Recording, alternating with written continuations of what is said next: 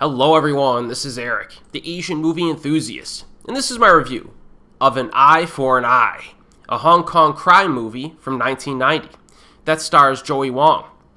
I would probably classify this as a crime drama thriller, and this title is one of those films that slipped through the cracks over the years despite being right up my alley in terms of genre classification. I'm a big fan of Hong Kong movies that include crime thriller elements. Most fortunately, this just recently received a Blu-ray release from Vinegar Syndrome, so I finally got an opportunity to check it out. Fung, played by Joey Wong, is the daughter of an aging Triad boss attempting to turn his criminal enterprise into a more legitimate business.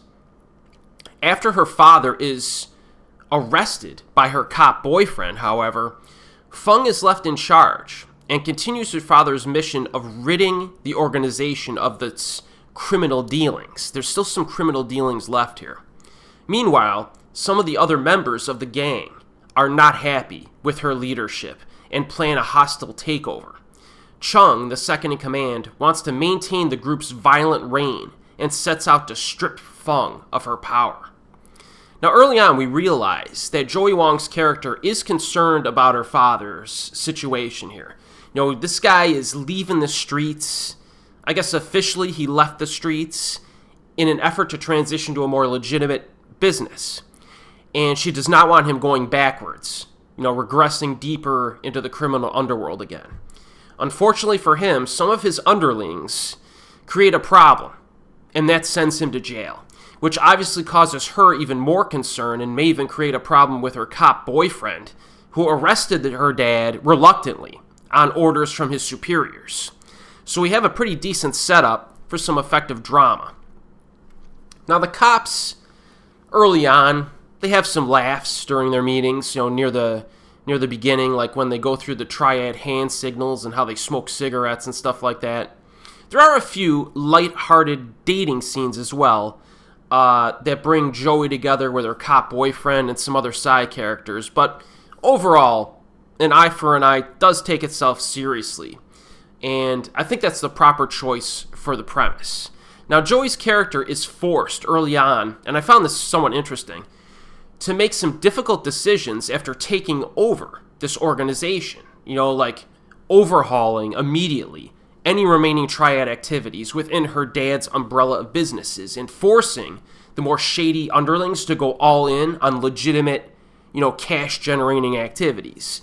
And as you might expect, this is not a compelling strategy for the more opportunistic and untrustworthy employees. So, that sets up the whole conflict here. And she also suffers from guilt because she's technically in charge, and she's trying to save this business, but she cannot easily control these guys. One thing I disliked about her character, though, is that she's a bit too passive during the middle of the movie.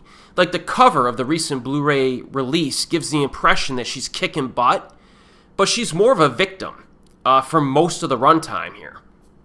And I did find that to be a bit disappointing. They should have given her more initiative to impact the story and the conflicts during the meat of the story, when it takes place in the middle. Her scenes during the beginning and the end are better, and Wong always gives a good performance. The main bad guy in this, emerges gradually. He acts pretty calm and normal, usually, in front of crowds and groups of people, but he's got a loony streak, and he's psychologically unstable. His character is not really developed that much, but you do want to see him get his just desserts, especially by the end of the movie. The cop characters are fine. There's one girlfriend side character of one of the other cops who's really pointless. They could have written her out of the movie entirely, and she only gets a few minutes of screen time, thankfully.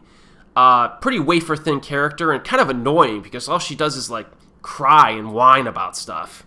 So yeah, I didn't really like her too much.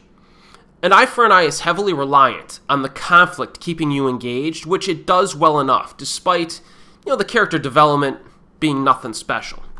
Now, one way it does this is through, or I should say by tossing in a good number of violent altercations that are spaced out throughout the entire runtime. So, in terms of crime thrills, there's a conflict around every corner. or a confrontation around every corner. And like during the opening act, there's a conflict involving this shady dude who thinks he's real tough, and he tries to go against Joey's father and his organization, which results in an assassination attempt in a restaurant. That's pretty effective. Pretty good scene, and it has a somewhat surprising resolution, and it also serves as an important purpose in the story. There's a good stabbing scene in the street. You'll know when that happens. And there are a small handful of like short assassination attempts, actually, most of which are pretty entertaining due to the bloody violence on display. The other thing that I enjoyed is that sometimes the target is killed, other times the target gets away, which added a little bit of unpredictability.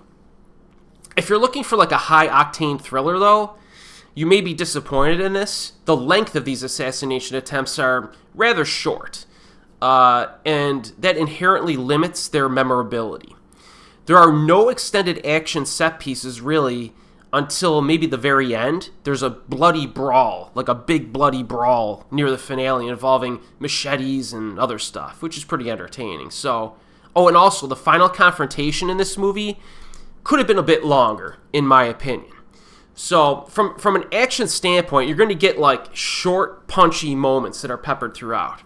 Production values are good. You get some night scenes that are colorful. The opening credits have a nice little reflection in water of like nighttime lighting, which is pretty cool. Not an especially atmospheric film, but it has its moments. So, as you could probably tell, I thought An Eye for an Eye was a pretty good, albeit unexceptional movie. There are many Hong Kong movies to prioritize over this one.